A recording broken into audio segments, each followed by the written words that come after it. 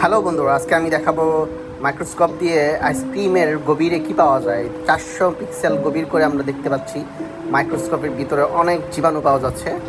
এবং আমরা যা আজকে দেখব যে আমরা যে প্রতিদিন কোন আইসক্রিম খাই, এগুলার ভিতরে কি কি জীবাণু আমরা পাই। আসলে আমরা খালি চোখে এগুলো দেখতে পাই না, তাই মাইক্রোস্কোপ দিয়ে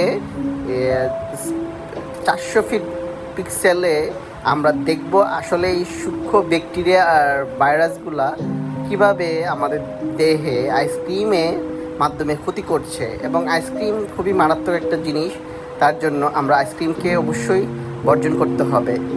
আমরা মাইক্রোস্কোপের ভিতরে এখন আইসক্রিমটা দিচ্ছি, দেখি কি পাওয়া যায়। প্রথমে আমরা দেখব 100 পিক্সেলের কি আছে। 100 পিক্সেলে দেখব যে কিছু চকলেট আর সুগার দেখা যাচ্ছে।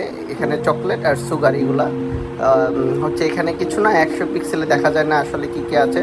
জাস্ট কোনগুলো দেখা যায়, এগুলো হচ্ছে বিভিন্ন ইয়ার বাবলস আর স্ট্রবেরির আর বিভিন্ন জিনিস। এগুলো ক্ষতিকর না, যে জিনিস একটা লড়তেছে দেখবেন এইগুলো একটু ক্ষতি করে, এগুলো ব্যাকটেরিয়া আমাদের দেহে ক্ষতি করে। আর এটা হচ্ছে খুব জুম করে 400 পিক্সেলে জুম করলে এই দেখা যায়, ব্যাকটেরিয়াটা দেখা যায়। এটা আসলে খালি চোখে দেখা যায় না।